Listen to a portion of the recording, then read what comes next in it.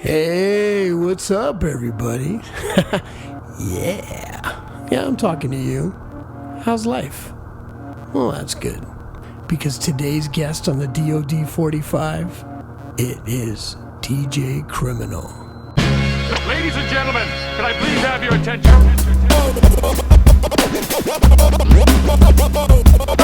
Stop what you're doing and listen. DOD45. This is the DOD45 podcast, drawing over discussions 45 minutes with a special guest. Welcome. I'm your host and resident artist, Tai of Art by Tai, and with my co-host, Adrienne Taiwali'i, we're having conversations with people who I admire and am inspired by. On this episode, I'll set a 45-minute timer, put my pen to the paper, and we'll learn about our guest through an interview-style discussion. So stay right here with us to experience some laughs and maybe even learn a thing or two.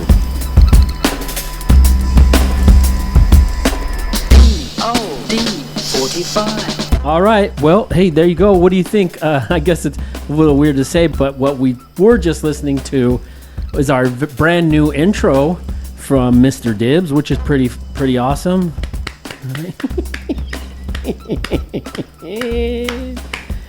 Well, Adrienne, here we are again. Like I said, we got that new theme music from Mr. Dibbs, which is really cool. And how about that intro from AWOL 1? He will be our new introduction person. So yeah, that's some pretty fantastic stuff for DOD45. So hey, you know what I was gonna ask you? Our guest that's coming in today, he's got this music video out. It's called "It's Easy," and the footage is, I don't know where it's at, but it's some sort of Indian nation or Indian something. Asian, yeah. But they're like spinning these spools on this temple thing.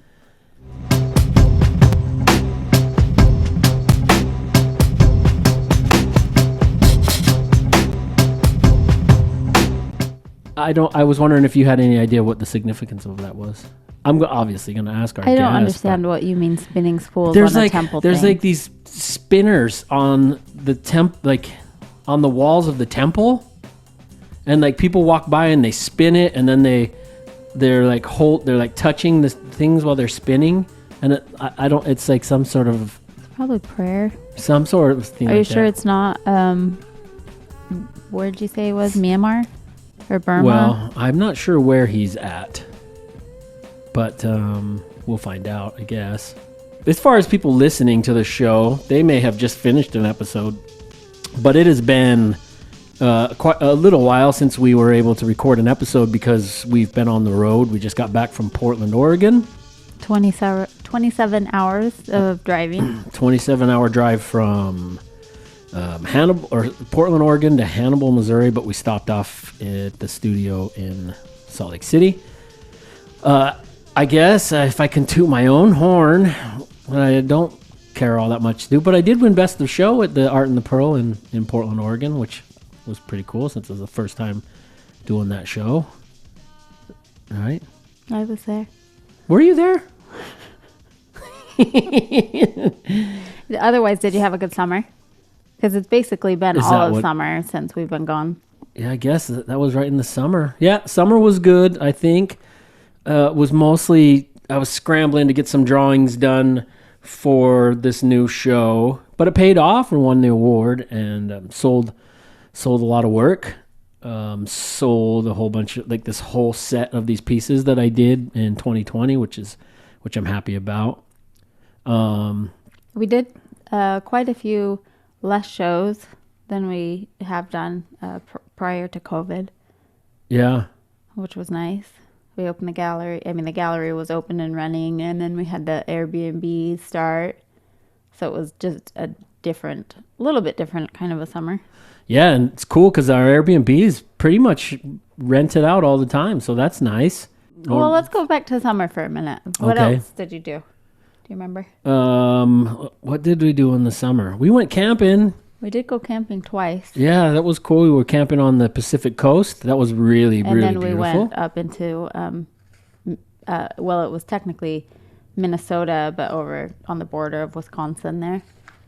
Oh, Oh yeah, And at the we got property. Ticks. Our kids, well, most people hate ticks, but yeah, our kids definitely don't like ticks. And so we went to go camping on this property we've been eyeballing up in Wisconsin, and we thought we could just pull into our property and set up a tent, but it was like 100 degrees, humid as all balls, and my son had like 12 ticks. Like the whole time he had ticks just crawling all over him. It was awful. Well, you say that we just thought we could camp there, but no, I had rented a state park. Oh, well, that's true. Because I knew that wasn't very likely. But our son did have a lot of ticks. And then we also had our 20th anniversary. Yeah. We've been married for 20 years. Went to Mendocino for that. And that was like our honeymoon.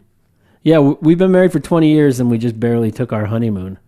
But it kind of sprung it on you as a surprise. Yeah, and I don't do surprises at all. So No. And then we got air conditioning at this house. That's another like a huge thing that we did. Air conditioning in Missouri is a necessity. Let's see. You started trying to cook. I did? You. Yeah, I enjoy cooking. I've mostly been cooking kebabs. Yeah. And you finally watched Fantastic Fungi, and that sent you on to a spiral of It certainly all did. things fungi. Yeah. Fungi related. But you still have to watch Kiss the Ground, though. Yeah, I was trying to find it the other night. That's not anything to do with mushrooms or healing or psilocybin, but it is good for the earth. Yeah. I'm way, way, way into mushrooms.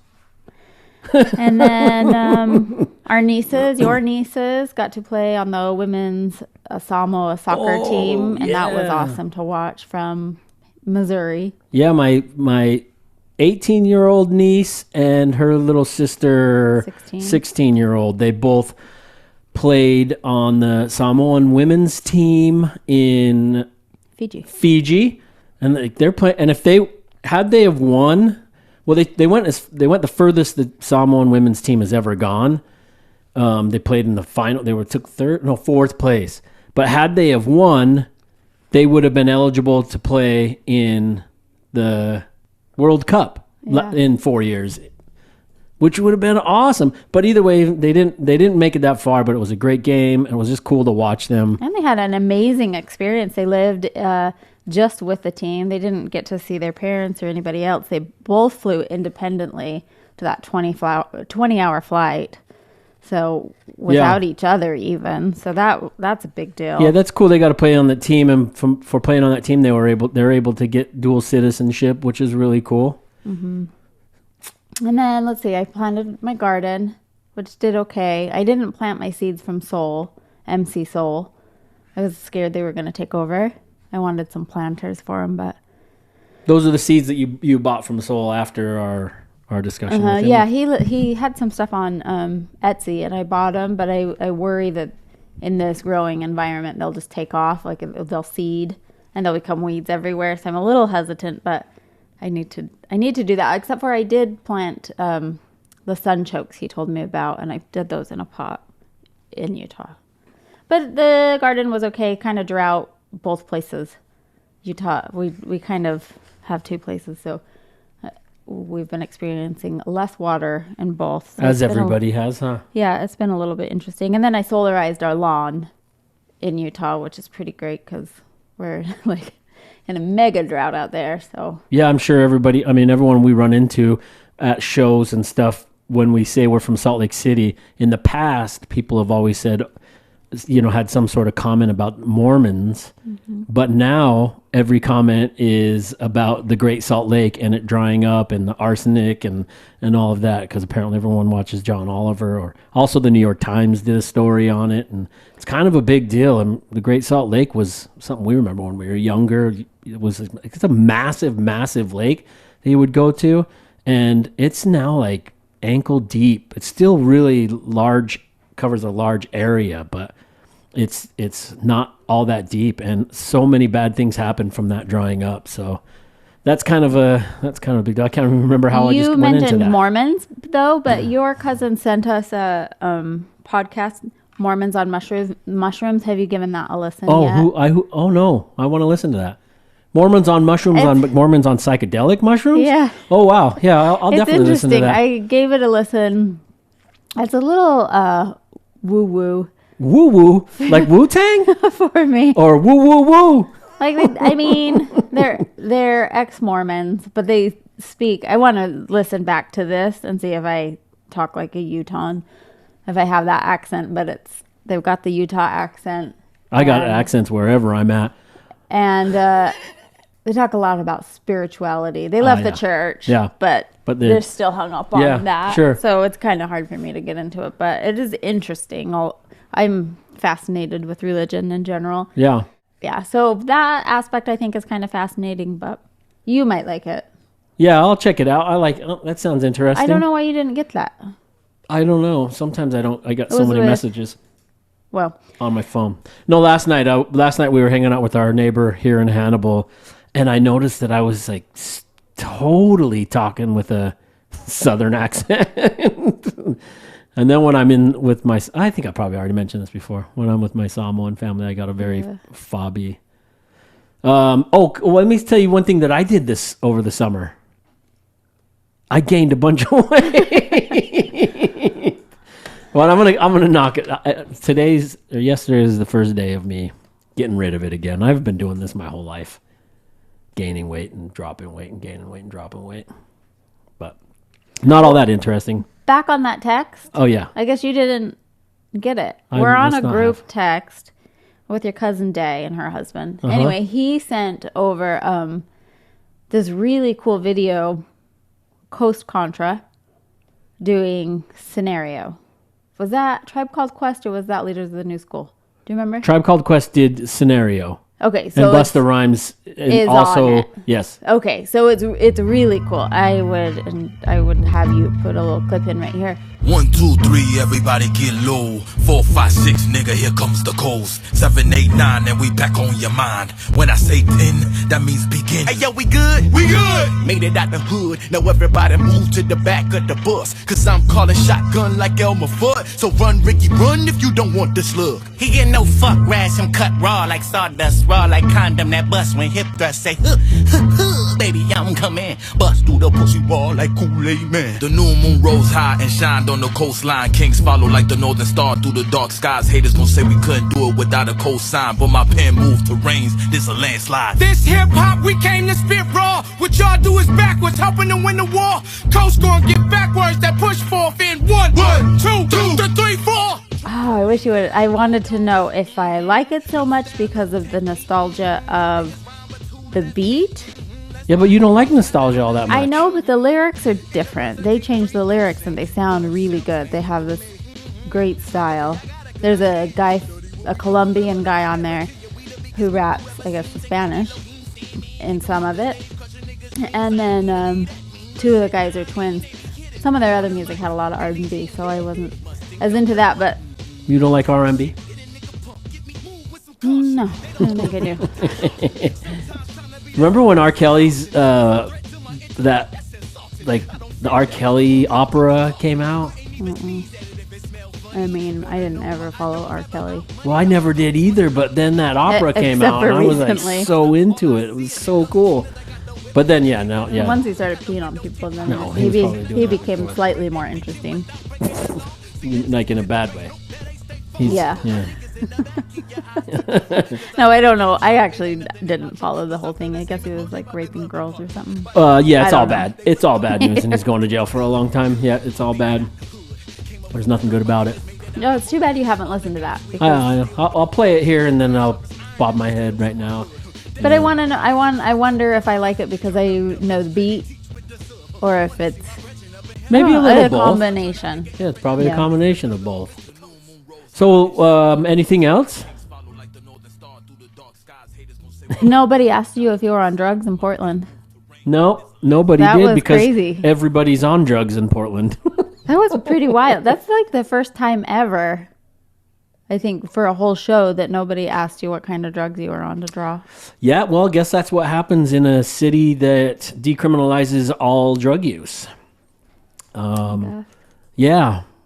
I don't know how I feel about that. It's a good thing, but man, it was. Yeah, Portland's in rough shape, I guess. But we never saw it to begin with, so we don't have anything to compare it to. Yeah, but we used to always say that the situation was pretty bad in Salt Lake City, but we had been through LA and San Francisco and seen tent city after tent city, even in France. Yeah, but it's not often that tent city is like literal, like right the whole city with very nice, very, very nice tents. Yeah. The Marmot tents got me. I was like, you kidding? Yeah. Those are $400 tents. Yeah, I think what happened is people were donating them, especially during the pandemic. It's kind of a bummer. Yeah, there's no. I don't even want to go down that rabbit hole because there's no good answer to how to fix homeless problem and. I think you need to increase the poor people's quality of life. Yeah, sure. Take some of the stress off. I know that people are against government programs and there's all sorts of things, but if you're so far down the rabbit hole, so far down that life just isn't worth. Well, it's certainly not something the we're going to effort. be able to fix on a lead up intro into a 45-minute podcast. What else? What else you got? Did you hear that song that Buck 65 did with Tachichi? No. Tachichi. Takashi. Chachichi. Takashi's the best, one of my favorite sushi restaurants in the country. Right here. But he had this really cute song. They have this cute song that was well, I'll give that a listen called, as well. their album is Flash Grenade, but they had this song Flowers, and it was like offering not condolence. What is a condolence when you're alive? Appreciation for like Dibbs. And I remember the guy who died, Bismarcky. There were a bunch of people in there, a bunch of names that they dropped Dibbs' name in there, huh? Yeah, That's and cool. a bunch of people. And I was like, oh, this is really sweet to offer the appreciation while you're still living. Oh, yeah, that's And then, cool. I mean, a couple of people had died, but I thought it was really a cute song. Yeah. But I thought that was really sweet, and that album was pretty cool. Did you also listen to Buck 65's new album? No, I haven't. I've been only listening to the some of our guests that are coming up. I've just been constantly listening to. Well, it's a lot like his old stuff. There's not any of that twangy Buck 65 that I really love. Hold down. The storytelling Buck. Yeah. Like keeps smashing the desk. But I think it would be good for me to run to. It's like part A through U. Just a whole bunch of little songs. But it's pretty cool. Yeah, you know what? We used to in this talk up. I was like running through a bunch of things about our guests coming up, but then we kind of decided that it's better to just hear it from the guest, right? Are you telling me this? Yeah, and everybody and anyone, if anyone's still listening after our ramble. Well, we can take a quick break if you want. Okay. Well, if you want to talk about him real quick, and then sure. Yeah. Well, our guest today is Ian Campbell, aka DJ Criminal, and he's been around for a while. Is it IAN? Yeah, I believe so. I think there's only one N. If there's two N's, it's possible. Isn't it cool? I think it's IAN. Yeah, Ian. Isn't Eon? Like ION. Eon. EON? Isn't that like a light Johan. year? Light years away. What's an eon? Yeah, that's a whole bunch. Is that eons? Is many that years. EON? No, that's ION. Eons. That's kind of cool too. Yeah, I think that's what I mean. Listen, I'm no genius, but I'm no dummy. Yeah, Ian, and I think I'm probably gonna call him Ian because I find that it's hard for me to, if I'm talking to him, calling him criminal. Well, that's our friend in Denmark. Yeah, The gallery guy. He was always like, "I'm a criminal." Yeah. Well, so he's got a new album out, and we're going to promote that while we're talking with him. He's been doing a bunch of promotion for it because I've seen he's on like every single podcast and talking about this whole thing. But I'm not going to talk about, how he's or what he's selling there. I'll let him talk about that. But the album is called Smuggler's Candle, and he's got people like Slug and Illogic and Blueprint on there. So it's a really, really, really good album. Or, always when I say an album is good or something, it's my own opinion. But I don't see any reason why you would not like it. So I've listened to it probably.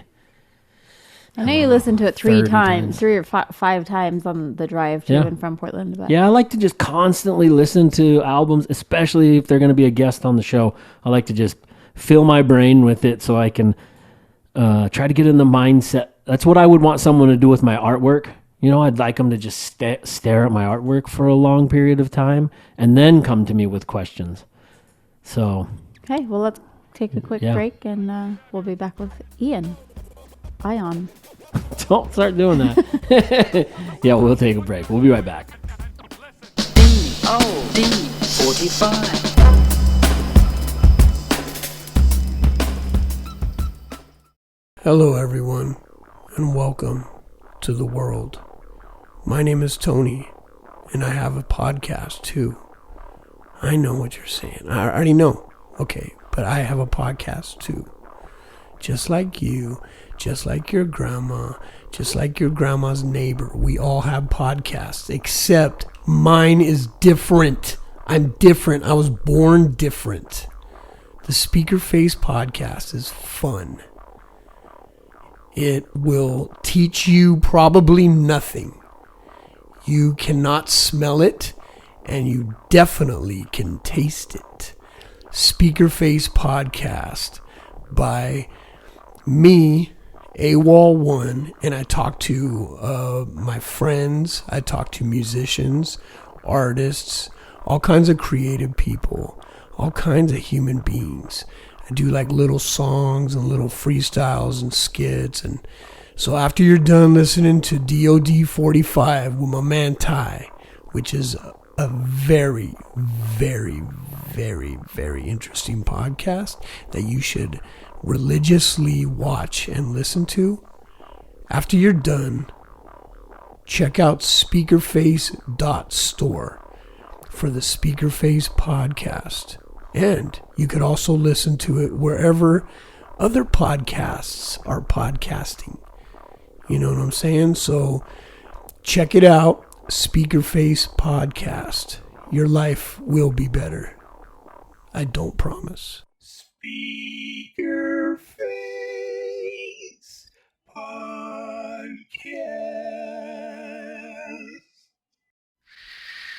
Hey, it's me, Tai, just popping on real quick to let you know that my art is available for purchase at artbytai.com. So if you like what you're seeing or you want to support this podcast, the best way for you to do that is by picking up a print or an original on my website.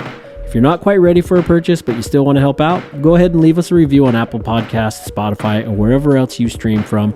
And be sure to subscribe to my YouTube channel so you'll never miss an episode. All right, enough of all that. Now let's get back to the show.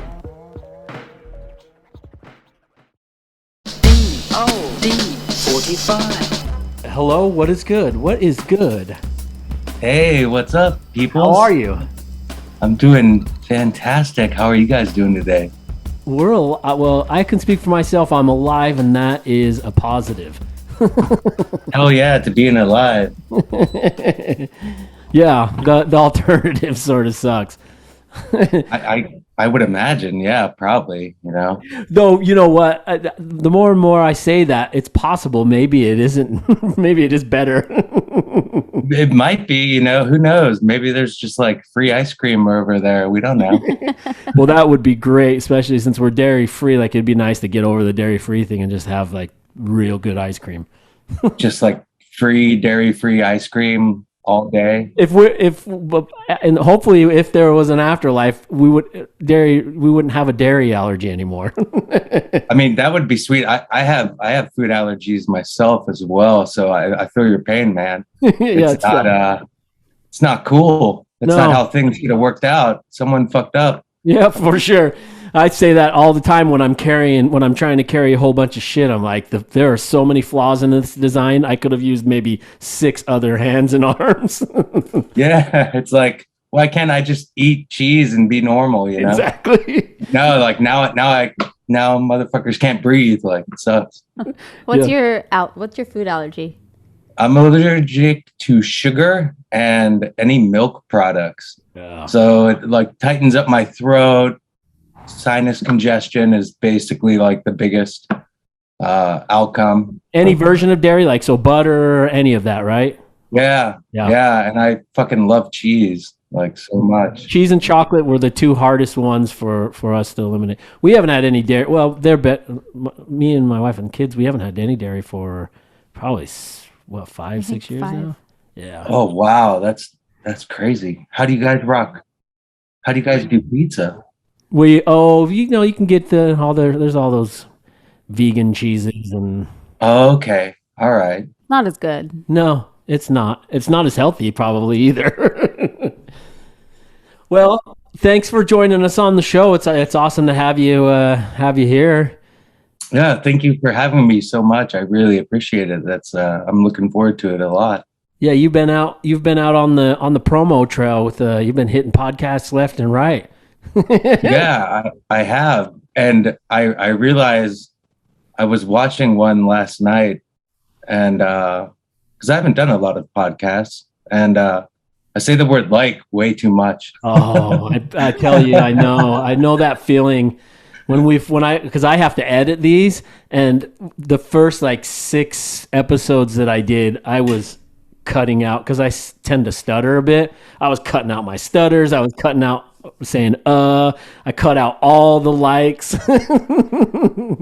Right on. Cool. Well, you know, the friendly edit game. Are you guys in the same house right now? Yeah. Yeah. Studio. In the same room? Yeah. We just barely put up this Soji screen. Usually my background's a little cooler, but you could see she's right behind me. No, it looks cool. Like, you know, it looks like you guys are in Tokyo in some underground club. Oh yeah, I was just looking at Tokyo shows this morning because I haven't been. I mean, you're where are you at right now? Actually, I'm in Chiang Mai, Thailand. So if you look at Southeast Asia, if you look at the country of Thailand, it almost looks like an upside down triangle. So let me see if I can't do it with my hands. Pointy side up. Yeah, but I'm in the very north part of Thailand, right near the Golden Triangle, near Myanmar and Laos. Up in Okay. It's like a mountain town. I was gonna wait till we got into the show a little bit, but since we're already right here, like, how did you end up in Thailand?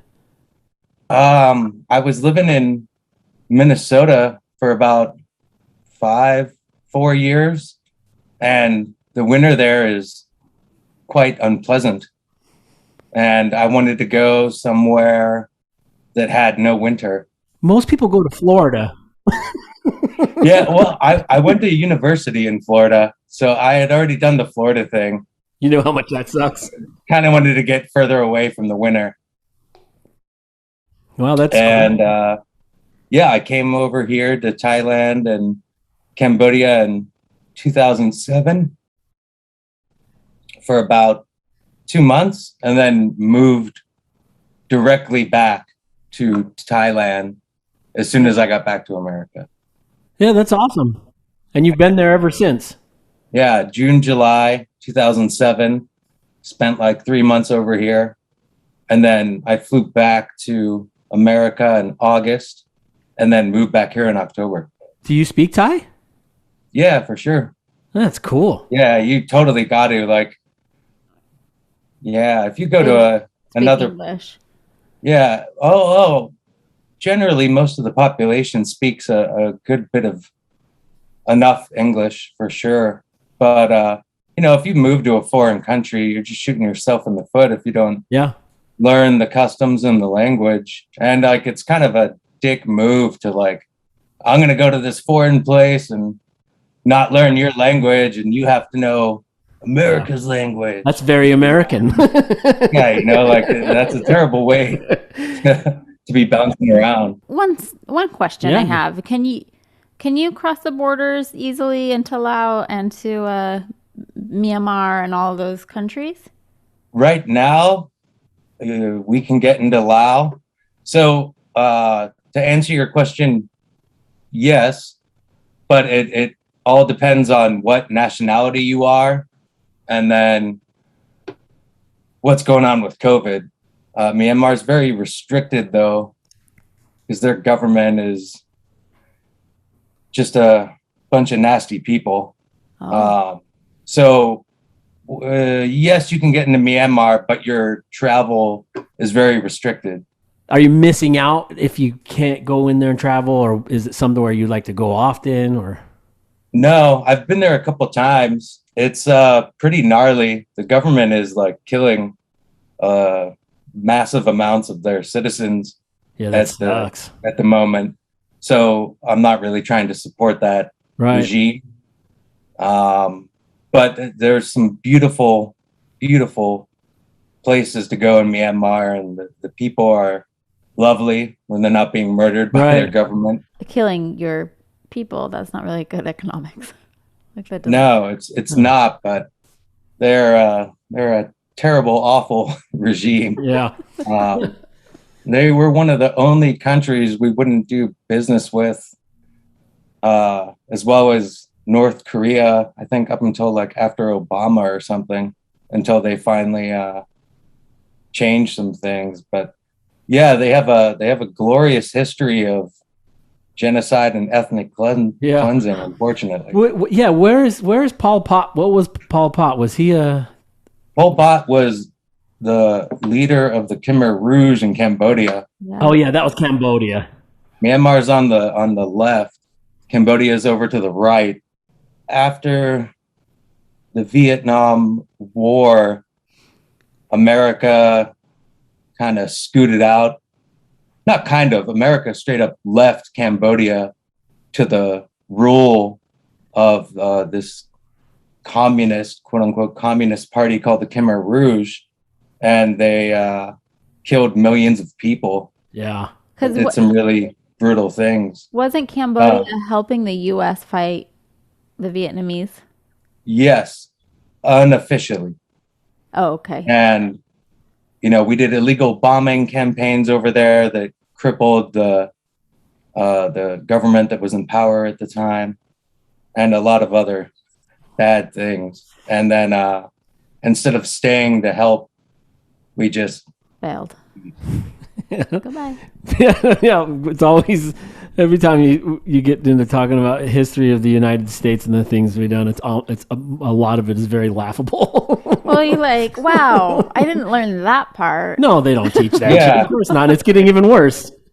It's totally not taught in American public schools. No. At least I grew up in Pennsylvania, and it's not taught or talked about, and I think it should be. I think it's an important part of our history. Yeah, but these days they don't want you to feel sad.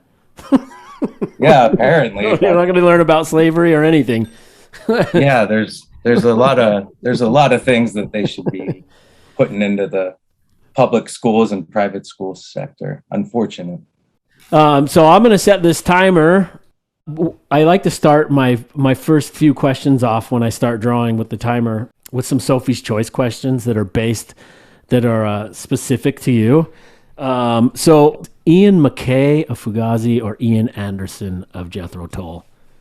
Fugazi.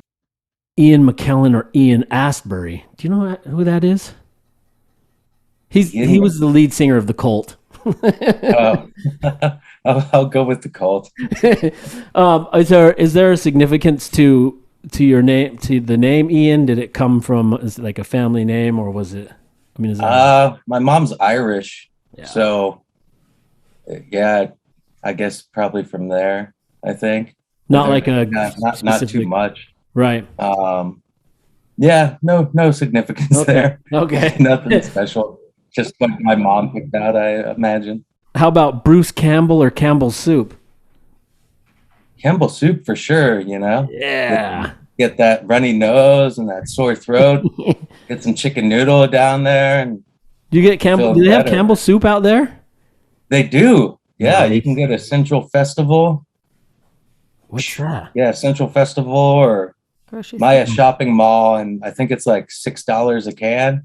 I don't buy that shit, but because it's like gross. Yeah, You're like super processed. You're in Food Haven too. Yeah, like I can, no kidding. I can go out with like 30 cents and eat a delicious, semi-healthy meal. But no, my buddy Jesse that does a lot of my videos, he buys it out here, Campbell soup. Oh, speaking of videos, is he the one that did the It's Easy music video? Yeah. Man, that is beautiful. That is a beautifully shot video. Oh, thank you so much. I didn't shoot it, so I don't know why I'm. Well, at the first when we were doing the intro, I was doing the intro with Adrienne. I was asking of her if she knew, but in the video, my mind tells me that that's some sort of temple or something, right? Yeah, it's in Kathmandu. It's a pagoda. I forget the exact name of it, but it's in central Kathmandu, Nepal. And the guy that shot it, Jesse Rockwell, is an amazing photographer that I met over here years ago. And he grew up in Nepal. He's an American guy from Cali. And yeah, he was over there, and he knows the area so well. And I had that song finished, and I sent it to him. And I said, can you get these shots? And he did. Yeah, it's beautiful. Do you know what the significance? I'm sure it's some sort of prayer or something, but with like the spools that they're spinning and they're all touching, is it like for good luck, or is it an actual prayer? Or yeah, those are prayer wheels that you spin, and I believe it's probably Sanskrit that's written on there. I could be wrong. Might be Nepali, but yeah, when you spin them, it's considered like the blessing saying of a prayer. Oh yeah. Yeah, I definitely want people to go check that video out, because it is really beautifully shot, and the imagery's on there is really cool, and the song's dope too. So like it's like it's an all around great experience. Cheers. I'm glad you like it. Yeah. I have a kind of off the wall question, but I'm just looking at the map of Kathmandu, and so you'd have to go through Myanmar. If you were to drive from where you are at the top of the little thing in Thailand to that guy, how many hours would that take, like in a car? Roughly, do you know? A while. Kathmandu's pretty far because it's up by Tibet. Myanmar's like a huge country. It's bigger than Thailand, I think. Would you pretty think sure. it's like the size of Texas, or bigger? Texas is pretty damn big. It's hard to. But Myanmar is too. But Texas is. Texas has got to be bigger than Myanmar. Texas is just fucking huge. Let me see. I'll check. I want to say probably like 20 hours. Let's see how close I am. Sorry, that's a weird question, but it just not really. It's there nice are to get so a many gauge. countries just right there, and they're so you can't tell how big they are. Well, while you're looking, what about I'll throw another Sophie's choice at you: Naomi Campbell or Earl Campbell? Naomi Campbell for sure. Yeah. Do you know who Earl Campbell is? No. No, he was his nickname, the Tyler Rose. He was a fucking crazy running back for the Houston Oilers. He was pretty badass. I couldn't tell you anything about like any sports at all. I was way off. It's 63-hour drive. Holy shit! Whoa! Yeah, that's big. Yeah, because 3 hours. Yeah, Myanmar's just fucking huge. So you'd have to drive like northeast through Myanmar, and then it almost looks like they go into China, because like again, you can't just drive a straight line like you can in the States. Oh, I see. So you're going up over Tibet, and then China into Tibet and down, maybe. You wouldn't cross into Tibet per se unless you went like way out of your way. But you're driving through the entrance into the Himalayas, or the Himalayas is what Yes, yeah. how most people pronounce it. The correct pronunciation is Himalayas, but regardless, yeah. So Right. that's going to So get in it's your pretty way. And far, yeah. That's going to add like an extra 30 hours. So you can't just go like Chiang Mai to Kathmandu. You got to go like. Okay, so good call on having your friend shoot that footage. I mean, the flight's not too dear. I think the flight's like 4 hours or something. It's not too bad. You're out promoting your new album, Smugglers, the Smuggler's Candle. And so I'm looking at this image of you with this like an overcoat. That's what I'm kind of drawing here, a picture of that. But it's always going to be in my style. And you got the vinyl stuck in there, but a lot of people that listen to our show may not know what that is.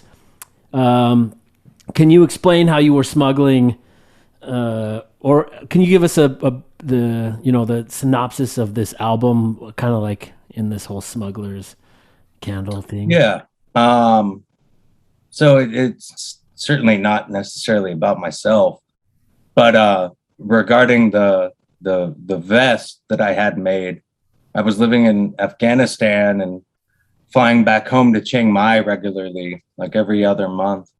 And the airlines would always make me pay a dear amount of money to check my bags, and they would always overcharge me. And, oh, you have to, pay $700 to check this second bag because, you have too much weight. It was like an extortion thing. Like they just kind of. Yeah. Yeah, exactly. And when I would arrive in Southeast Asia, the custom agents would do the same, and they would go like per record. So like, just like right here, I got like a box underneath this desk of 7-inch records, Yeah. And I would carry over like well over 100 per flight. And after like my first year in Afghanistan, it just got crazy expensive, and I got sick of corrupt customs and airlines that were charging me. So I read an article about an American woman who was sick of, I think, paying the overweight charge on her flights. And what she did to combat the charges was she just wore like 7 sets of clothes on the plane. And I was like, that sounds really uncomfortable, but good for her. She found a workaround. And so in Afghanistan, this type of vest is pretty popular. A lot of males wear this type of vest. Oh yeah. So I went to a tailor in Kabul and brought some records with me. And I was like, can you make this? And can you put 4 pockets on the inside and, just add like 80 pounds to me and make it so that this will fit and work. And the guy made it, and I could fit about 25, a little bit more, 25 to 30 in each pocket records. So when I went to the airport, I'd have like a flight case of records that would hold like maybe like 175. And then I'd have my backpack, and I'd wear the vest, and I'd have about 25 to 30 records in each pocket. And I would just walk through custom. But if you like walk through an airport over here and they see, a camera or whatever, they can say, all right, we're going to put an import tax on you, and you have to pay this if you want to bring it into the country. And you're just arriving at your port of entry. So, you want to bring your shit with you. Yeah. And you're going to pay whatever they say. Yeah. I mean, it's extortion, and it's like exactly what it is. So that's where like the vest came from is, like I don't wear that shit around town or anything. Right. But it helps if you're, bringing in a mass amount of vinyl or Right. whatever. Well, and it's it's a version of smuggling. You're smuggling and But let me get this right. Like, do they not have scanners? Is it not like weird that you have this bulky shit under your vest and you're getting on a plane? Like, or do they know that there are records in there? They're on your body, so they discount them? No. So like, at least in Afghanistan, they don't even know what records are. They had never seen them before. So the first time I brought them through the airport, all of the people working there, they stopped me and they wouldn't even let me get into like the check-in gate because they didn't know what the hell records were. They had never seen them before. Wow. The Taliban had removed all music from the country. And I was trying to explain to them, like, this is music. And they're like, well, where's the fucking headphone jack? And like they didn't believe me. And I looked around for like the oldest Afghan I could find in the airport. And I was like, dude, like, come over and like really broken Dari. explain this to And I was like, explain to them what this is. Like, tell these young kids, right. this is how we used to listen to music. And he told them, he's like, yeah, like when I was a kid, this is how we listened to music. It wasn't on your phone. It was, there's these things called turntables, and this is how we listen to music in the 60s and early 70s.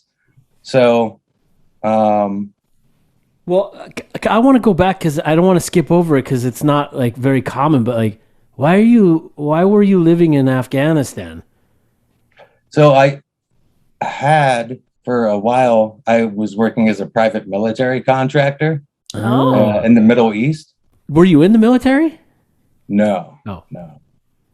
Just a private contractor. Yeah. Is that scary? I didn't find it very scary. There was a couple close calls where like, some attacks happened and some rockets were fired in my direction. But I think there was maybe like one time where I actually, there was a couple, maybe more than one. Like driving in Kabul was always kind of sketchy. And there was like 2 attacks that happened right near where I was living. And when one of the attacks happened, we didn't know if it was our compound or someone else's compound because the explosion was so big and it like busted out my window. Oof. So that was a little dicey because for like 10 minutes, you're just on your phone texting everyone in the city, trying to figure out where the attack's coming from. Right. And they just like send you to a safe room. And so you're trying to figure out like, is it this hotel? Is it this compound? Who's getting attacked? So there was one, I had like just come back from Thailand. It was like my second day back in Afghanistan, and a big, it's called a VBED, VBIED, a vehicle-borne improvised explosive device. And one went off like down the street, and that shook me a little bit. But in general, not too much. No. Are you do you shy away from like drama or like when shit gets crazy? Because I just get anxiety when there's loud honking outside. Oh man, I mean, then yeah, don't go to Afghanistan. I mean, don't go to Afghanistan in general. But how long were you living there for? What gives me anxiety is like flying. Oh yeah, I really don't. Well, I got over. I have like a really bad fear of flying, but Afghanistan helped with that, like flying in the military vehicles and like helicopters and stuff.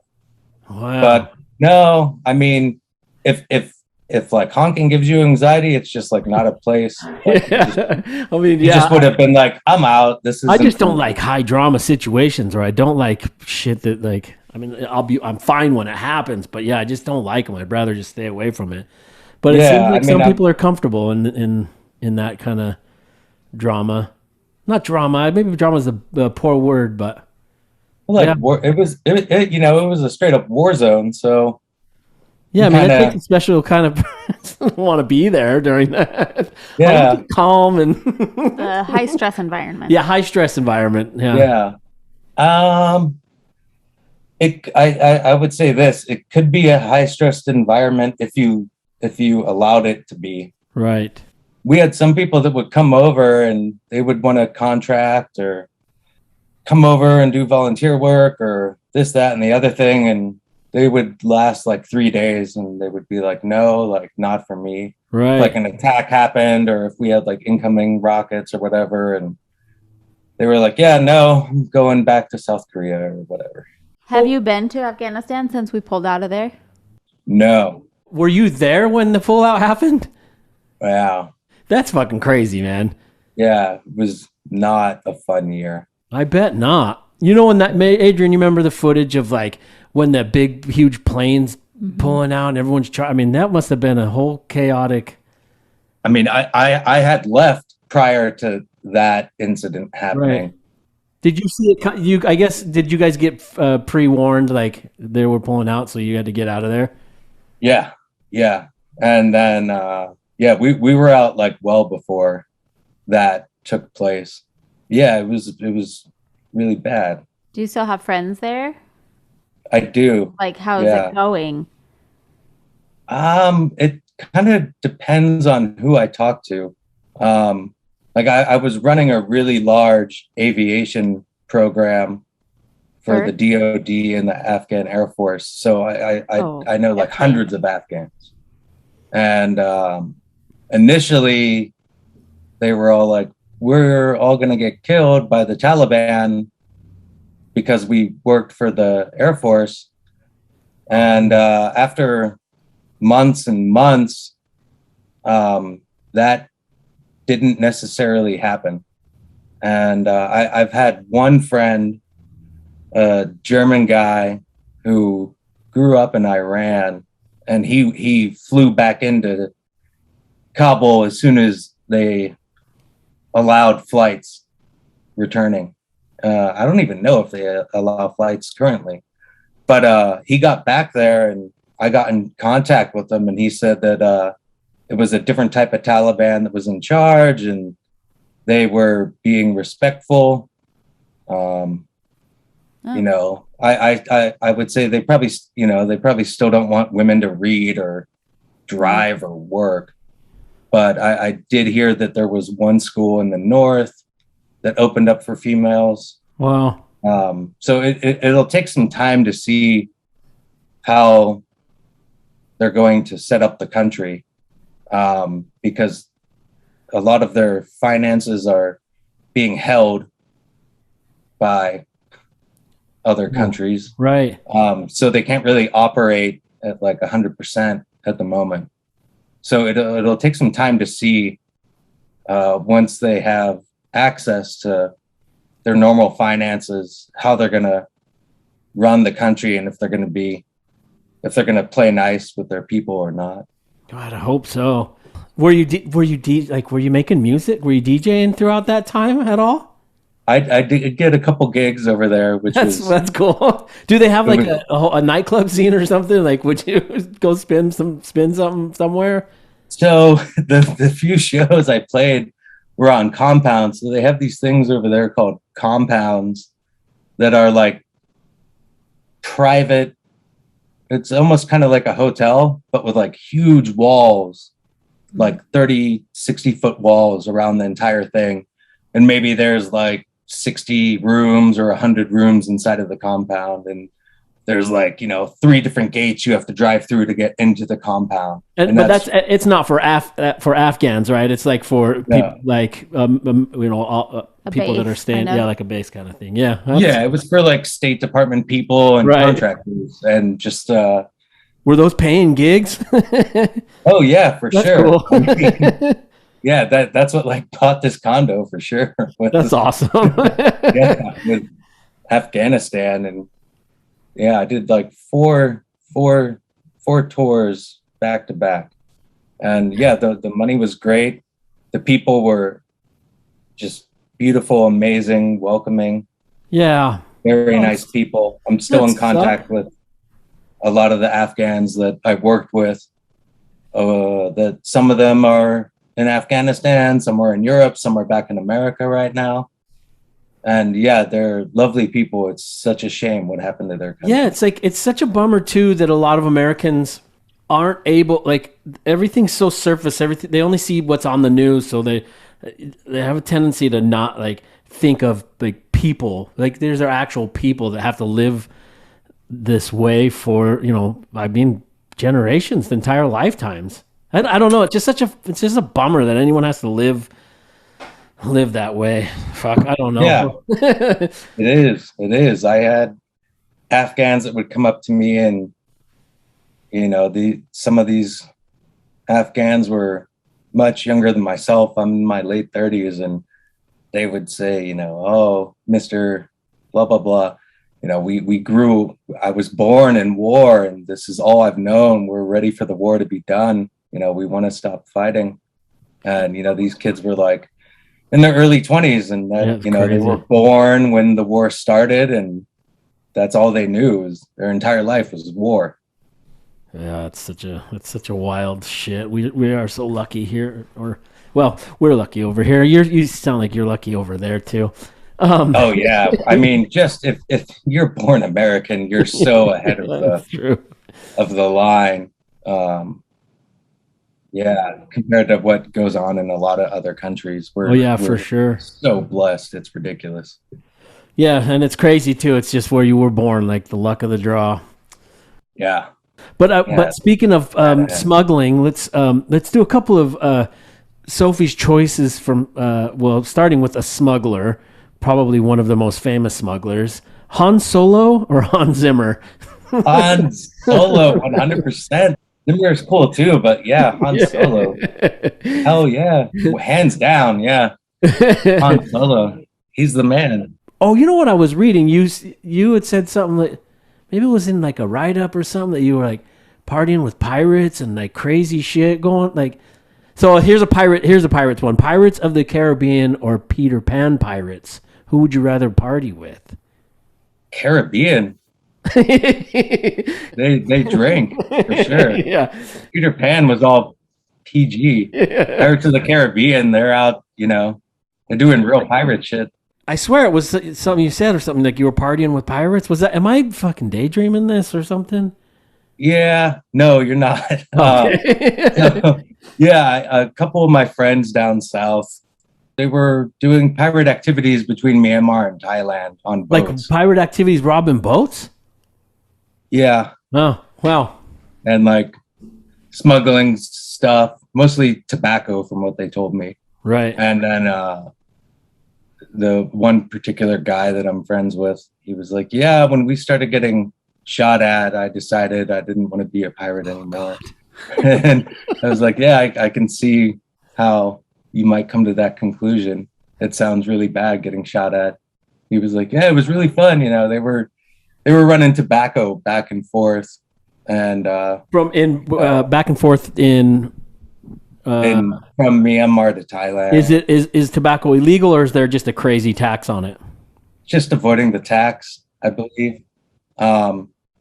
This was before I knew the guy. He wasn't an active pirate when I knew him, and to this day, I believe he's now in Paris.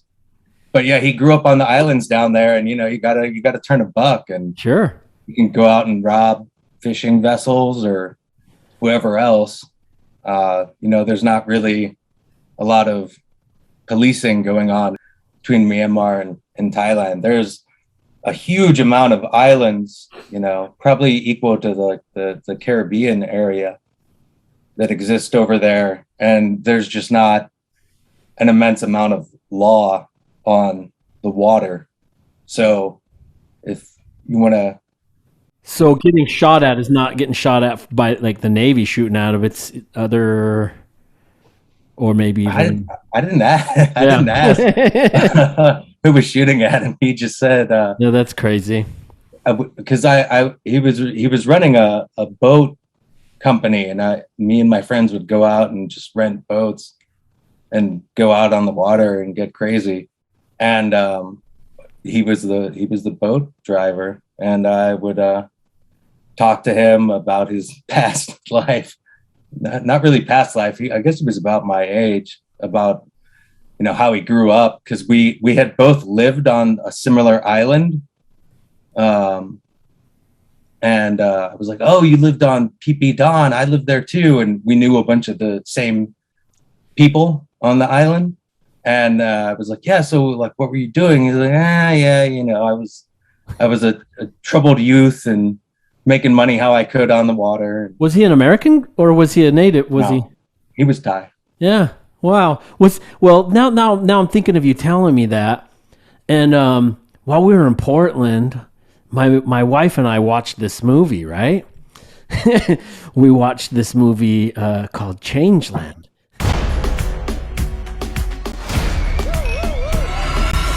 Shots for everybody! Tonight is going to be the greatest night of our lives. So for people that haven't watched it, well, is it true that the character Ian in that movie is based on you? Or was that not that close? Was it loosely based on you? No, it was pretty accurate. Like the guys in the movie, Seth Green and another one of his friends. We ran into each other on a boat that I was working on. I wasn't even working on the boat. I was working on the island that they were staying on, and they were staying at a resort that I was working at. And it was like an activity boat where you'd go out and like swim with sharks and go like cliff jumping and shit. And we just like met on the boat. And but you weren't. You didn't know Seth Green prior to that? No. But did you know it was Seth Green? Yeah, about like 30 minutes. Everyone on the boat was like, there's an actor, there's like a famous Hollywood person on here. And I was looking around and I didn't see anyone. And then I finally like saw him and I was like, oh, that's Seth Green. And probably at that time, that would have been maybe at the height of like Austin Powers, maybe, or something. What year was that? Little afterwards. This must have been 2009. It was like after the Austin Powers stuff. But him and his buddy, we just like were chatting and they wanted to party, and I was like, I'm going to go get my ass kicked in Muay Thai tonight if you guys want to come watch. And they came out at night with me and my chef friend, and we partied and went to the Muay Thai bar, and I got my ass kicked as I normally would. And we just like went and partied on the island. And then Mr. Dibbs says you're a better Thai fighter than what was portrayed in the in the movie with Macaulay. If I just should just say for people that are listening, like, this movie is called Changeland, and it's Seth Green and his friend go to Thailand and they run into this guy. But it's a movie, but it's based on Seth's real going to Thailand to, like, I think I read. He was just there. Yeah, he was there on vacation. Yeah, like he wasn't like the whole like heartbreak plot line of the movie that like was not going on when we met. Like he was like happily engaged, I believe, at the time. And Macaulay Culkin is the character that's named Ian that is officially was playing you. Yeah, but he gets his ass whooped in the movie. Oh, I definitely got my ass whooped that night for sure. I mean, I know you're a much better fighter than that, right? I mean, the Thai fighters are pretty badass over here, so I don't have any like woes about not being able to like hold my own with them. They grow up like kicking down trees and shit. You've officially trained in Muay Thai fighting, though, don't you? Or since I was like probably like 7 or 6. Like martial arts were always really big in my family growing up. I trained a lot of different martial arts growing up. Yeah, Macaulay Culkin's character looked like he had never fought before. Yeah. At that time, yeah, I was training, and the training would be, going out to the jungle and kicking trees all day. Wow. And so you would just go out into the jungle and hope you don't get bit by cobras or snakes, and find someone who had some banana trees and go out and kick the trees for like 3 hours, and then like Van Damme? other banana trees. What does that do? Does it build up? Your shin strength? Yeah, it builds up your shins, and just aiming where your kicks are landing. Traditionally they're predominantly like working the legs of the other fighters, landing on mid thigh. So they have Muay Thai fighting bars, like at a bar where that's going on, and anyone from the crowd can get up and fight.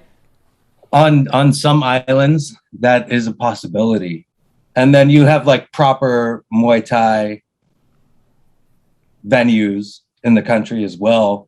That particular island was a really big party island, so they didn't have like official Muay Thai fighting going on. It was like a tourist island, Right.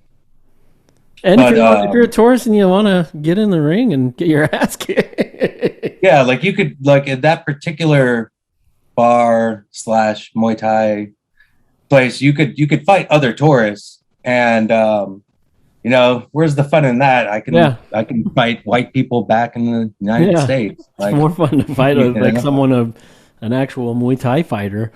So how long were you partying with Seth Green and it was just one night. That's fun. And then I saw him and his buddy off the following day, and yeah, he was just such a cool guy. And the entire night, again, this is like a really big tourist island, so there was like a whole shit ton of people from America and Europe there that recognized him, and he was signing autographs and taking pictures with anyone who asked. He was just one of the nicest gentlemen I've ever encountered. And have you seen him since? No, we chat sometimes online, not too often, but when I was in Afghanistan, and a guy that I worked with on the island just hit me up out of nowhere. And this must have been like 2018 or 19. And he's like, dude, did you see that Seth made a movie about that night that we went out and partied with him? And I was like, get the fuck out of here. No, he didn't. And he's like, you might want to hit him up on Twitter. And I hit him up on Twitter, and I was just like, yo, I heard you went back to Thailand. Did you have fun? And he sends me a message. He's like, bro, I went back and made a movie about that night, and Macaulay Culkin plays Ian. And I was like, what? I was pretty surprised. Yeah. That's pretty surreal. Must have been a special night for him. Yeah, I suppose so. But, again, he wasn't over there heartbroken. He was, on a nice vacation. But he was having a good time. yeah. I made sure, anyone, when you guys come and visit, I'll make sure you guys have a good time too. Oh, we're coming. Yeah, there's great shopping over here, and we can set up some art shows for you. There you go. Yeah, we're doing yeah, that'd be cool. Let's do a few Sophie's Choice, since we're talking about Seth Green. What about Seth Green or Seth Rogen? Oh, Seth Green, because, Yeah, he made a movie about you. He made a movie and put me in it. Kind of. What about Seth Green or Al Green? Oh, sorry, Seth. I think he would even go Al Green. Yeah, I mean, yeah. Sorry, Seth. What about Macaulay Culkin or Hulk Hogan? Macaulay Culkin. He sounds like a really cool dude. Yeah. I've watched some of his interviews, and he seems like a really down to earth guy, and really great actor. He just did some of the American Horror Story, the last season. I don't know if you guys watch that show. Our daughter does. Yeah, I think she does. I plan to watch it. There's so many shows to watch. Yeah, but he was in one of their last seasons, and I thought he did, an amazing job to grow up as a child actor and still, rock the craft so many years later. Yeah, I thought he was pretty. I thought it was pretty awesome in even Changeland. It was just weird, but I was also watching it because Dibbs told me about it, and I was like, I gotta see this. Yeah, I think as soon as I found out about it, I messaged Dibbs and I was like, "You are not gonna fucking believe this." Well, since we are speaking about Dibbs, real quick, we have a new segment on our show now, and it's called Question From Dibbs. And, awesome. So the categories are music, food, or celebrity. So you can pick either one of those. Let's go with food. Okay, we're gonna go with a food question from Mr. Dibbs. So go ahead and let's hear Mr. Dibbs there, Adrienne. I feel like if I record outside, it sounds naturally stupid. So I like that better. Which question did he pick? He went with food. Oh, well, let's go with question 7 then. Woo! All right. Here's a question. If Little Xan and Wiz Khalifa were both drowning, and you could only save one. You can only save one! What kind of sandwich would you make? Okay. Oh, God, is he fucking funny? Holy shit, is that guy funny? What was I didn't get the question. He said if you could choose, well, that's very Dibbs too. He said if you can choose Lil Xan or Wiz Khalifa. We're drowning. Which would you save? And I'm guessing he pulled out the Wiz Khalifa because Wiz Khalifa just had that whole fucking. Yeah, I saw that. That was not cool. No, not at all. And it was pretty interesting. I don't know if you guys follow any DJs, but like there was a couple pretty well-known scratch DJs that like spoke out about that, and they were like, "This isn't cool." Right. Again, rappers being rappers. Yeah, I guess. I don't even know how you answer, but I don't know if he's even expecting an answer because he said, "What kind of sandwich would you make?" It would be my staple ham and cheese, ham and cheddar on a French baguette with some what's that? Dijon mustard. Oh yeah. And some Hellman's mayonnaise. And like 3 pounds of spinach. Love spinach. Oh yeah, spinach is good. Do you get all Popeye when you get all spinach though? No, I don't really go to the gym. You don't need to. You can kickbox out. You can, or not kickbox, but you can fight out at the bar. You can kick Yeah. on a tree. Yeah. I love some spinach. I'll just eat that raw for breakfast. It's good. Oh, yeah, that's good. Tasty. It's healthy and it's fairly cheap, I guess. Is produce expensive out there in Thailand, or is it pretty cheap? Oh, it's stupid cheap. Yeah. It's stupid cheap. Especially if you go to the markets, just the open air. They have open air markets where it's just stuff on the table. So the meat there, maybe you want to shy away from, but the vegetables and stuff are all really affordable and really cheap. My dad lived in Saudi for a while I was growing up, and I think that they used human waste compost, and so they had to bleach all their fruits and vegetables, I guess, because of I lived in Saudi as well, and most of my grocery shopping was done in another country called Bahrain. Oh, okay. Man, small you're living island everywhere off the coast, so we wouldn't shop at the local markets. You also wouldn't. But in Thailand, you don't have to bleach your produce. No. Good. No.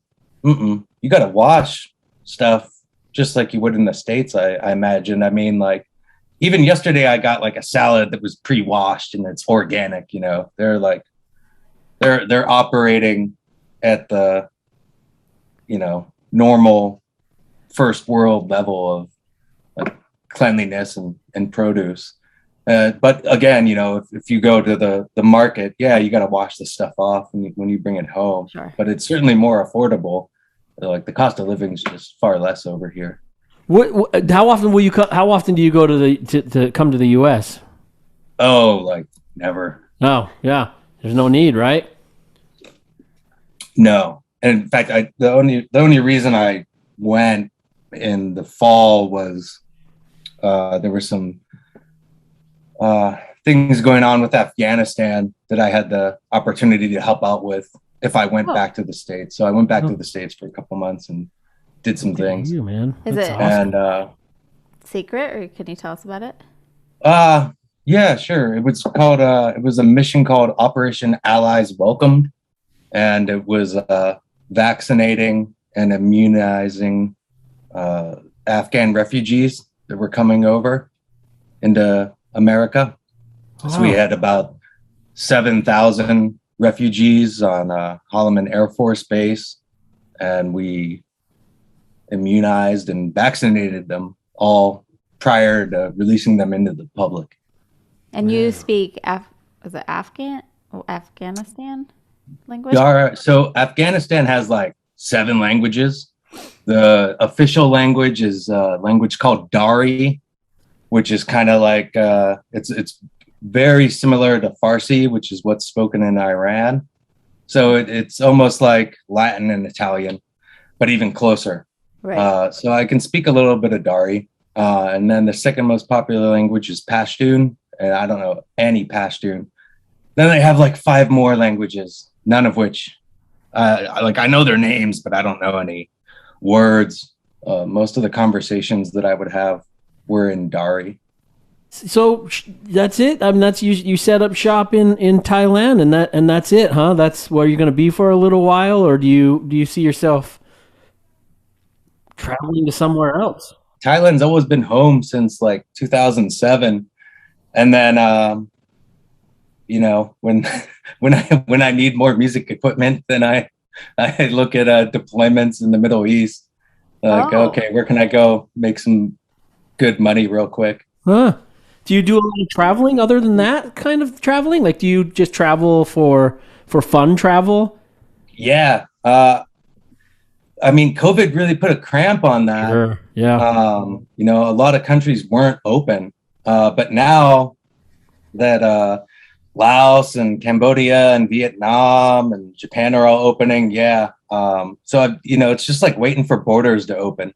Yeah. And so you can go contract with our government to get work and then find the music parts, like equipment. I did like 3 years in Saudi Arabia and 4 in Afghanistan, and I would just hop back and forth between the Middle East and Thailand, and you would generally get really nice breaks and like leave vacations more or less. So I would like travel all over. Okay. And so this is why you're smuggling records that you're finding in the Middle East and out in that area and bringing them back to your studio home. Yeah, because there's sounds you'll be able to flip that no one's ever used, right? Oh yeah, like this is just sitting here, but like for instance, and like these are all Afghan cassette tapes. Oh wow. That I have like 19 of these boxes. It looks like they all have the same cover with a different background. Yeah. So I would go out to the markets and just like collect any sort of music I could get in the country and bring it over here. So like, no one has samples from this cassette tape. Yeah, that's what's awesome. Like and most importantly, no one's coming after the copyrights. Exactly. Yep. So is this Smuggler's Candle album? Is this mostly samples from those kind of stuff that you kind of were smuggling we should say? The majority, yeah. Yeah. Some, no. But you got a lot of yeah, that's cool. I mean, it also makes the story even cooler, you know? Yeah, I thought it all kind of like tied in, and I thought it was just a cool concept that would make a neat record. Yeah. And just like the guy that starts out the album, the journalist named Sean Williams, who does a podcast called the Underworld Podcast, and it's all about crazy international crime that goes on. And there's just this huge world that I don't think gets a lot of press, and just a lot of people just don't know like some of the craziness that goes on. Even just at the first of the album when he talks about like the trillions of dollars in smuggling of just, I think, was it just medicine alone or something, or $19 trillion. That's how much stuff, clothes, cars, steel beams, bricks and dick pills, crosses borders around the world each year. Trillions more changes hands in the shadow economy of contraband and guns and drugs and people. Traffickers coerce, they kill and abuse, they force people out across deserts, or they arm the worst of the worst. Trafficking is a dirty word. Smuggling is not. All trafficking is smuggling, but not all smugglers traffic. Welcome to the Smuggler's Candle. Yeah, it's something crazy. What was that podcast? It's called the Underworld Podcast. Okay. It's with Sean Williams and I forget the other gentleman's name, but they're amazing journalists. This dude, Sean Williams, I found out about him because my buddy, the guy that did the video for It's Easy, Jesse Rockwell, and I are always interested in like the Golden Triangle and stuff. And he wrote a crazy article about the guy who runs all the methamphetamine in Asia. And that's how I got led to the podcast. And he's just an amazing journalist. Yeah, that's cool. Every time Ty put it on when we were driving to and from Portland, your album, I thought, oh, okay, we're listening to the Scroobius Pip podcast.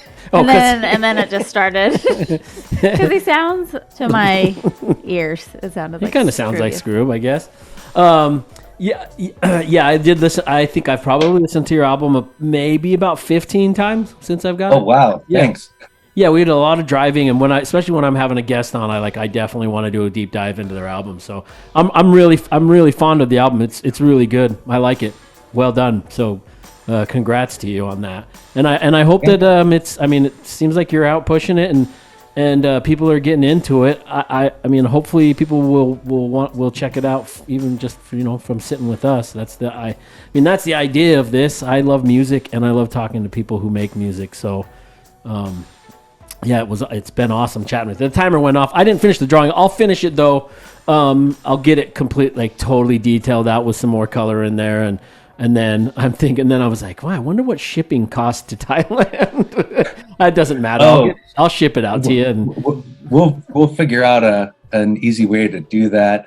I was looking at your YouTube channel, and I was looking at some of your old videos, and you've been in this game for like a hot minute. Like you got videos from like 15 years ago I saw on there. Yeah, I've been doing music and movies and this shit for a long time, man.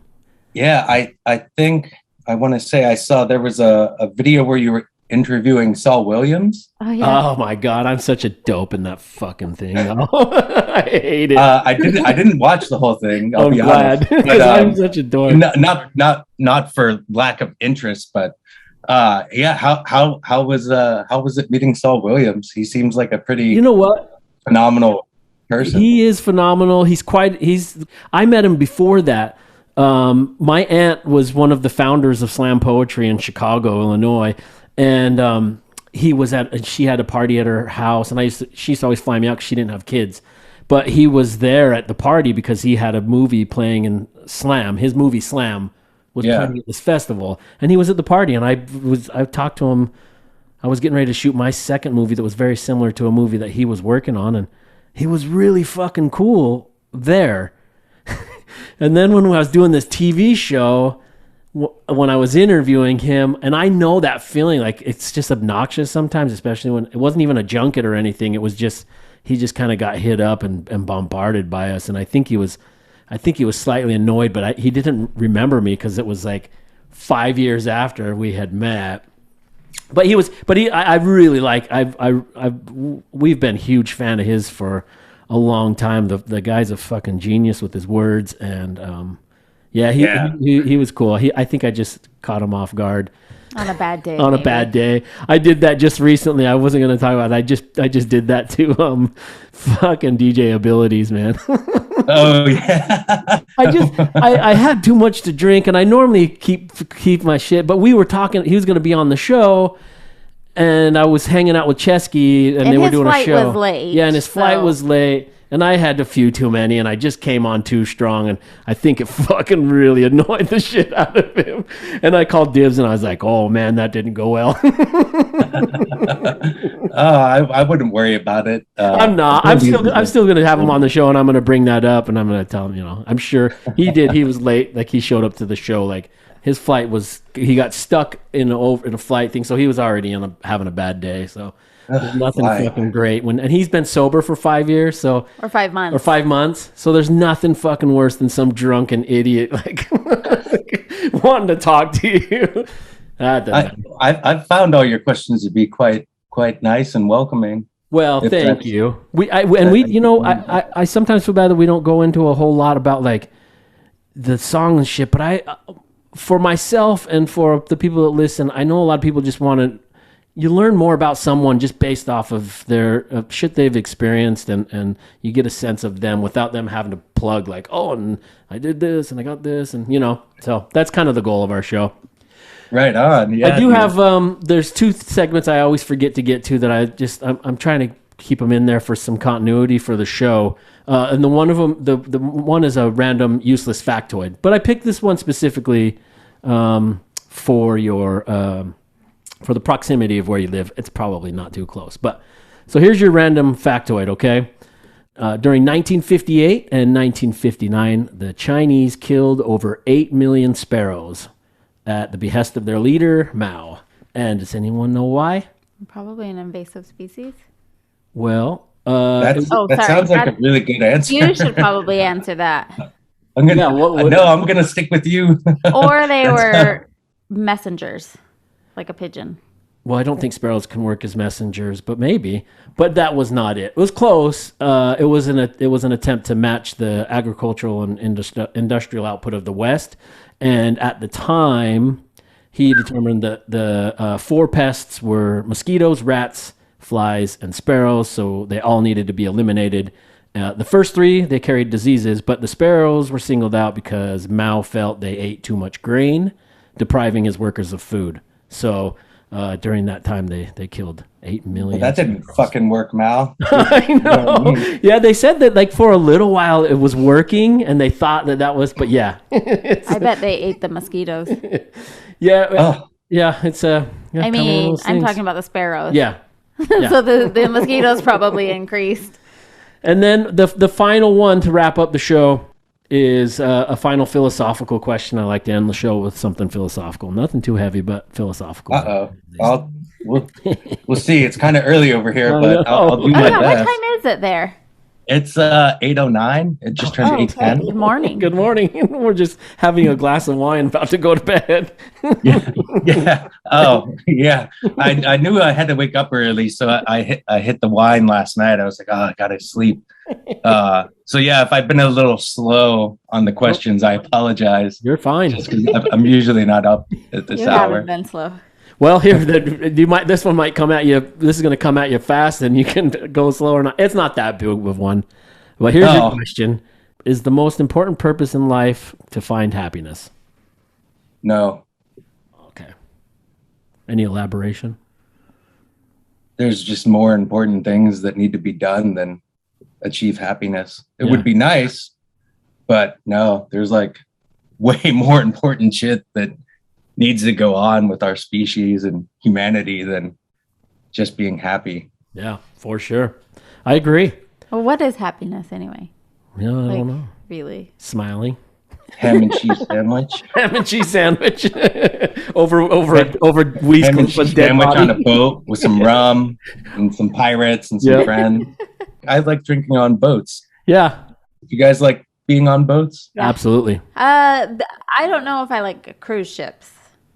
I went on I don't one like as a cruise ships kid. either. That was okay, but I don't think I could do it again. Now we live right on the But little Mississippi, boats? so yeah, we're gonna get a little pontoon boat to just go out on the Mississippi at night and throw There you people in go. the water and Get yeah, your inner pirate out. absolutely. Get some rum, put on the soundtrack for Black Sails, and practice your R's. Yeah. Pirate parties are the best parties. Yeah, that like the Sophie's Choice question, Peter Pan or Pirates of the Caribbean. Pirates of the Caribbean, hands down. Those guys are getting it in. What was the pirate called in Peter Pan? What was that guy's name? Hook. Captain Hook. Yeah, Hook. Yeah, he's a bitch. Pirates of the Caribbean would fucking take his ship in like 3 minutes. You know, they'd get all in that. Gone. Peter Pan's flying around. Stop. Yeah. Bitch fairies, Tinkerbell and shit. Yeah, Dibbs would agree with me. Oh well, he had something else. He sent a message with. Should we play it? Yeah, Pretty definitely. funny. Let me. Here, I'll grab it. You keep talking, Adrian. I'll pull it. Keep talking. I'm not keeping you guys up too late, am I? No, You don't it's know not what to that say? late. I was just gonna ask: I'm guessing it is, but is your album for sale on iTunes? It should be for free on iTunes. Oh, really? You don't want Yeah. to make money off of it? No. Contracts are too good. well, no. I mean, like you can buy like bundles out of a label in Seattle. So like I can make money from it, but that's not really. I find it much less stressful and just an easier process if you're just not thinking about money. Yeah, When just to get it out of you're- your system to create. Yeah, when you're give it. doing art or making music or whatever you're doing, like I just don't really. Yeah, it's like too much of a pain in the ass, and Yeah, plus doing it for monetary gain sort of takes the joy out of it. yeah, it does. It really takes the soul out of it, And if you're not depending on it, then yeah, that's it. especially if as soon as you get into maybe an unfortunate closet of where you're comparing how much money you make off your music to your art, and if that kind of like connects and those thoughts cross paths, I think it takes away from the joy of it when you start looking at financial gain. But I mean, I'm not like a full-time working artist. Like I'm not like schlepping my CDs on the street or anything. Which you probably could do there. Props to all the artists that are rocking that game. But yeah, I've just always kind of wanted to release my shit for free. More so that, it just gets into more people's hands, so yeah, digitally the album's out for free on all the streaming sites, and you can download it for free from the Bandcamp. And I love it. It's good. Just spreading the art around. Cool. Yeah, it's really good. Play us a quick message from Dibbs, and then we'll get a few your last how people can how you like to. Well, let's hear what Dibbs had to say. The smuggler's candle. That leaves a lot open to the interpretorium. You got a nice jacket or a windbreaker or a blazer or a cardigan. You got it made, you're styling. But if you don't, you got to look at the fudge nugget, the pole holder, the chocolate faucet, the loose pterodome. That's your only option. You got to go deep inside yourself to get those 45s across. And what if it's a 12-inch? What if prison wallet that's been thoroughly stretched comes in handy? I hope that wasn't too much for you, buddy, but I mean, if you're going to be a criminal, you might as well be a dirty criminal. Woo! Yeah! There you go. I I don't even know if he squeezed a question in there. No, I don't think he It did. was just a comment. It looks like. It was Oh, just props to some Mr. Dibbs. tips of other ways you can. smuggle Tips of those. other ways to smuggle 45s in your prison wallet. How did you guys meet Dibbs? I met him a long time ago when I was producing a TV show, and then he followed my artwork. I used to be a stencil artist from years ago, and I used to do a painting of him and Slug. And then I reached out to him, and he was like, "Fuck yeah, I'll do the show." And then at the same time, Slug was like, "Yeah, I'll do the show with Dibbs." And then ever since then, the show's kind of just been taken off. So, now like, I'm doing him and Brett Fullerton's their next 3 7-inches, their album covers. Sweet. Did you guys see the interview he did about the Traduce skate? Yes. Yeah. If you took, 50 rappers and put them there, like everybody gets a beat, here's every lyric for all of me, car, me, girl, me. But me, on a serious note though, me.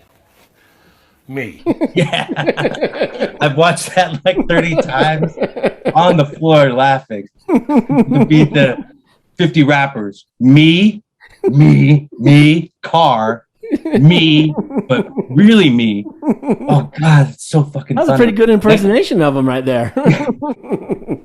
Oh yeah, he's cool. What's in the future for you as far as album making or music making, and then what is the best way for people? Do you like people to check you out? Sure. So future, I'm working with a couple Thai artists over here, and then I have an album that's finished with my buddy Count Fifth out of Man Bites Dogs Records on the East Coast. They're out of DC. That album's been finished for a while. I don't know when it'll get released. Do you mind me? What's the holdup on it? Is it the vinyl issue, or is it just mixing? Isn't it? We're both so busy with other projects, and we haven't gotten any rappers or singers on it yet. So like all the beats were made when I was like visiting the States years ago. But that's something we'll probably put out sometime. To look for. But like, yeah, I was just thinking about that the other day. It's just, we live on the opposite side of the fucking globe. Right. So we're always working on other projects, but that'll probably come out eventually. And then, once like the album is fully released, there's a small label in Seattle called Tape Juke that's putting out like physical bundles at smugglerscandle.com. So if you want to if you're a collector, if you want to get physical merch, will we get physical Smugglers candle then? Yeah. That's all kind of new. That happened like just last month. And it's Barfly, the rapper that's on the song It's Easy. He runs this boutique label called Tape Juke, and they just predominantly put out cassettes and stuff out of Seattle, him and his buddy Kevin. So they have like cassette bundles that come with cassettes, hoodies, and like posters, and some secrets I can't talk about. Okay. But what about on vinyl? Am I going to be able to get it on vinyl? I can't talk about that. Oh, I see. Okay. But all questions will be answered at smugglerscandle.com. Awesome. If you're a collector and you want to get physical stuff. Yeah, smugglerscandle.com. Yeah. Okay. I usually put in a smiley face on the circles here, but is there something specific that you would like to have right here on your chest here? Or is there let's do a shout to Dibbs, and we'll put some brass knuckles in there. Okay, I'll throw Dibbs' knuckles on there. Yeah. Cool. Yeah. I guess that's it. Any final words for the people of the world? Volunteer and help other humans. Yeah, that's awesome. Also check out my record. If you have some free time, it's would good be nice music to listen to while you're volunteering. Yeah, you can. It's kind of sad. I think after I listened to like the record from like start to finish, I was like, these songs are kind of downy, you know. Oh, I didn't feel that way. And if it Oh, that's good. I'm happy to hear that. I found that I thought that like a lot of the samples after listening to them, I was like, maybe this album sounds too sad. No, I didn't think that at all. No, That's unless why- that's what you were going for. But no, it feels good. Like it's a good travel. I swear to you, I've listened to it about that many times, and it's a good traveling. Like it's a good album to listen to from start to finish because you can. There's no reason to like jump to another song. It's like from the opening, from when he talks about the trillions of trade, like from the opening all the way through the end. It's got a almost like it has an arc to it or something. I don't know. It plays well. It's well done. I liked it. That's an amazing compliment. I don't know when you made it, but it's probably a reflection of everything that the world just went through too. You know, to have little bits of sadness and scared and Yeah, it's not been a fun 2 years for everybody, has it? No. so it's probably appropriate. Yeah. All right. I'll take that. That sounds pretty cool. What are you guys gonna do after the podcast? Well, I'm gonna finish the bottle of wine. We might go over to a friend's house. I don't know. There's some friends that are in town, but I don't know. Very cool. We What live a kind of pretty wine simple y'all life. drinking? Well, I'm drinking a cheap. I'm drinking a Cabernet. 19 Crimes because it was at the store. Nice. You drinking the same? No, I'm drinking a Pinot Grigio. Oh wow! Yeah. You guys you got the wine in house. Nice. Multiple styles. Mine's out of a box. Yeah, hers is from a Mine's box. extra fancy. I'd normally be Hey, drinking you whiskey know, and stuff, but box wine is fine. Like the wine over here is so expensive. I just get like, if depending on how the week's going, like sometimes it doesn't even have a fucking name. It just says red. Like because the wine is predominantly imported, so there's a really high import tax. Again, yeah, gotta find who's smuggling wine over here. I'm sure there are though, right? There's probably a big market for that. What do you call wine smugglers? What are alcohol smugglers? What's that called? Bootleggers. Bootleggers. I guess Bootleggers. So it's really difficult to become a brew person over here, at least in Thailand. Like you have to pay a bunch of fees, and you can get in a lot of trouble if you're brewing your own alcohol. Oh, I think there's less problems with wine, but I know like there's practically virtually no like home craft brewery going on in this country man, because of the financial limitations. It's basically like 3 beer companies have a chokehold on the market. well, we're coming out there. I guess I hope that you're gonna show us a Macaulay Culkin kind of time. Oh hell yeah, we'll be on boats. I'll go. I'll round up the pirates. We'll get a bunch of awesome fruit salad and. Well, I hope that you enjoyed talking with us. I'm gonna get this drawing figured out, or totally figured out, and then we'll figure out how to ship it to you. I don't mind. I ship all over the world, so I don't mind. Oh, we'll do like an exchange. I'll send you some things. Well, not illegal things, but some things from Thailand. I can throw some records or cassettes in there. Well, don't feel obligated to do that. I like to talk with people who make music, and I enjoyed talking with you. And I talked to Dibbs before I talked to you, and he had nothing but good things to say about you. So, oh wow, that's very kind of him. Well, and this is the thing about the show, man. I hope, like seriously, hopefully, we travel quite a bit, and hopefully, if we get out that way, we'd be able to say what's up. It's never obligated for anyone, but I found that the people we talk to on the show, there's a kinship there, and I like, I just like meeting people and fucking, whatever. Right on. No, it's nice to, talk about music and hip hop and this stuff because surprisingly, there's not an immense amount of people in this small mountain town where I live in where, Oh, yeah, what you guys are talking? Talk about Al Green. So it was nothing but an absolute pleasure talking with both of you. Yeah. Well, Before we part ways, I just wanted to ask you guys a question. Sure. The same one you asked me about happiness. What do you guys think about happiness? I'm usually pretty happy, but and that's good enough for me. I like I said at the beginning, these days I'm waking up in the morning is good enough for me, and then I like that you're into volunteering and helping other people out. That's a good quality in a human. Yeah. How about you, Adrienne? What's your happiness? What do you feel about I just happiness? think that happiness has the word has been Hijacked? I don't know, put to a level that's unattainable. Like with media and movies and stuff, you always think like that's happiness.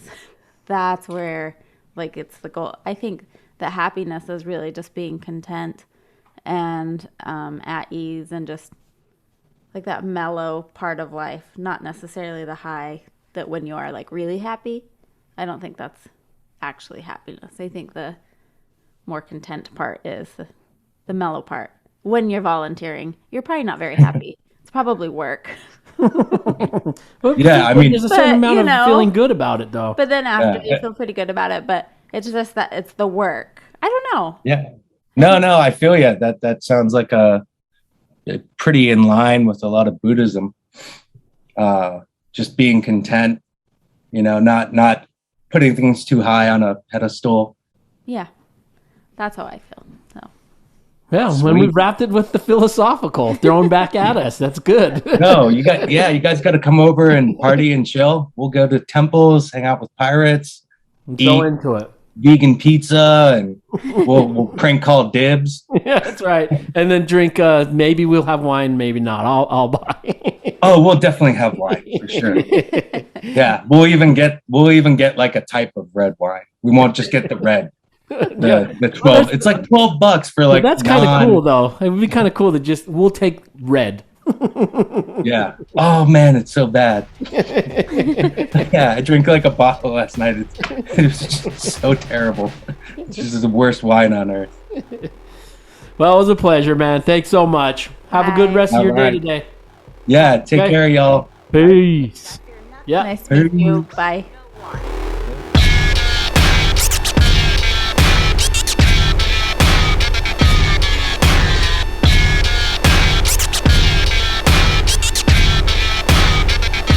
Well, that was fun. Yeah, he was a nice guy. Yeah, he's got what an interesting everything, right? Like I don't you don't often talk to people like, "Oh yeah, I lived in Afghanistan for a little bit and I lived in Saudi for a little bit. I lived in it's just wild." And I would suggest for people to go watch that movie Changeland. We won't. Yeah, just watch it because it's now that you've listened or seen or watched Ian, it's kind of funny to see how Macaulay Culkin plays him. Well, it's also nice to see Thailand. Yeah. But that's cool. It's cool. I could have asked him about all the different places and all the things that he's seen. Just architecture. Just it's so different out there. Yeah. From region to region, the historical and the modern and yeah, gosh, it's crazy. And I'm thinking about him. He's living in Thailand, but we eat Thai food all the time, and I never put the two together. Well, and the region he's living in is nothing like what it looks like on the movie. So he's not by the ocean at all. He's tucked up into this top corner that's by, he was saying Laos is over here, or Lao, as he said, and Myanmar, and then Cambodia's just down below. And then there's this Gulf of Thailand, which is, I think, probably what's in the movie. But he's clear up, I guess that would be China, kind of above him, maybe. Yeah, that's it sounds like he's got a good thing going. So, and the album's really good. Go check out the movie Changeland just to get a sense of how Macaulay Culkin played him. It's kind of funny. It's interesting. Is there anything else that we should wrap with? Also, make sure to check out smugglerscandle.com, right? That's where they're going to... October 17th. Hopefully that will be coming out on vinyl. That was very hush-hush, but I hope it does because I'd like to get my hands on that. And do some volunteering. I like that. That sounds cool. Yeah, that's cool. What was really intriguing is he was able to... He's like, now this is my version of him. But like, I'll just go pick up a job, contractor. Yeah. Go somewhere, smuggle in some records, make a little dough, come back. That's pretty cool. That's a great option. That's something that most people don't have. No. So that's really cool. Yeah. He was aviation. When he said aviation, I was like, birds? I know. He said what birds. What is he doing like, with the birds? I heard you say bird. Oh, she missed that. That's okay. But I was thinking aviary. Like, it's kind of the same word. It's a word, but aviation. But I was like, oh, wait, planes. It's flying. Right. Yeah.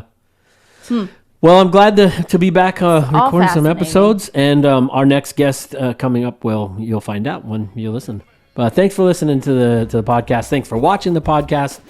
And we'll see you soon. Yeah, we will see you soon. DOD45. Thank you for joining in on yet another episode of DOD45. Please hit the subscribe or follow button so that you never miss an episode. You can even go one step further by leaving us a review on Apple Podcasts to help other interesting people like yourself find our podcast. You can find me at Art by Tai on all the socials or at artbytai.com. If you'd like to follow this podcast on social media, we are at DOD45W on Instagram, or you can go over to our website, DOD45.com, where you can shoot us an email, join our mailing list, and watch all of our past episodes. Thanks for joining us. Peace.